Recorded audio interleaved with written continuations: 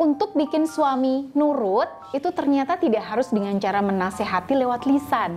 Ya, ada banyak cara lainnya, Bun. Jadi, simak video ini sampai tuntas biar tahu cara lainnya.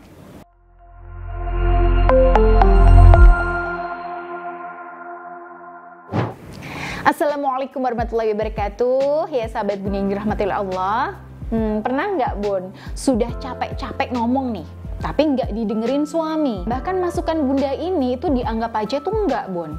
Ya pasti nyesek banget ya, Bun, rasanya. Nah, ternyata untuk membuat suami itu lebih nurut sama Bunda, itu cara lain untuk menyampaikan masukan ke suami itu nggak harus menasehati lewat omongan. Baik, apa saja itu? Jadi, yang pertama, pelayanan dan penghargaan tulus dari kita. Oke, saya punya cerita nih, Bun. Jadi ada klien saya yang dulunya itu sering gagal ngasih masukan ke suaminya. Apalagi suami ini wataknya keras kepala, Bun. Tiap kali si istri ngomong, si suami tuh membantah dan marah-marah. Ya, beliau akhirnya berkonsultasi dengan saya. Dan ketika saya lihat auranya, ya memang si suami ini perlu penanganan khusus.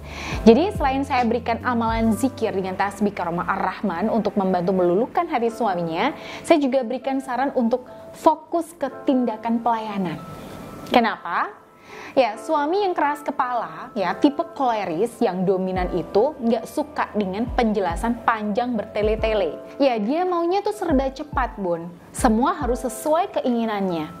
Dan untuk menyikapi hal semacam ini, saya minta klien saya untuk mendahulukan kebutuhan psikis suaminya, yaitu dengan memberi pelayanan, apresiasi, dan servis di ranjang.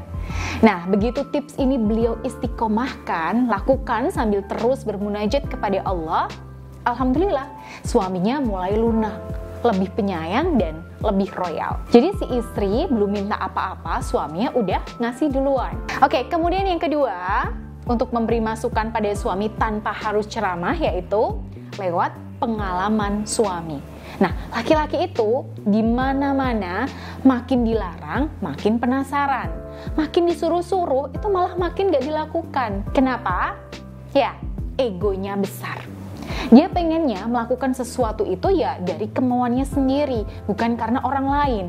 Makanya kalau Bunda punya suami tipe ini, Bunda perlu jadi sahabat suami yang ngasih masukannya pure, tulus hanya demi kebaikan suami. Nah, selebihnya biarkan suami memilih sendiri.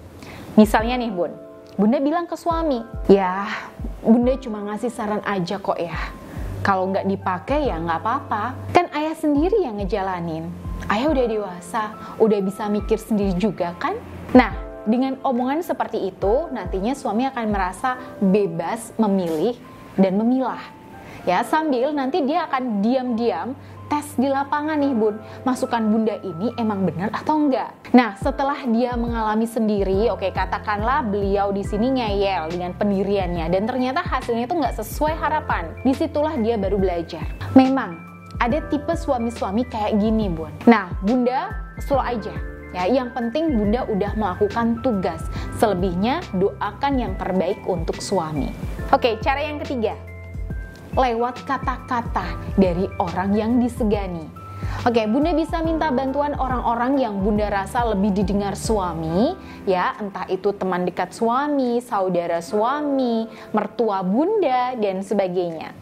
Pokoknya prinsipnya adalah nasihat kebaikan untuk suami itu tidak harus berasal dari mulut istri. Karena memang kenyataannya ada saat-saat dimana kita itu tidak dalam posisi yang tepat untuk ngasih masukan ke suami. Dan ada orang yang jauh lebih tepat untuk menyampaikannya. Nah, di sini kita memang perlu lebih jeli, Bunda. Kira-kira siapa nih yang lebih cocok menyampaikan masukan tertentu ke suami? Oke, semoga konten saya bermanfaat ya, Bun. Oh ya, Bunda juga boleh share untuk membagikan manfaatnya ke orang-orang terdekat Bunda. Dan kalau Bunda butuh bimbingan secara intensif terkait rumah tangga, maka Bunda bisa menghubungi saya di nomor yang ada di layar ini. Baik, saya Bunda Ayu. Wassalamualaikum warahmatullahi wabarakatuh.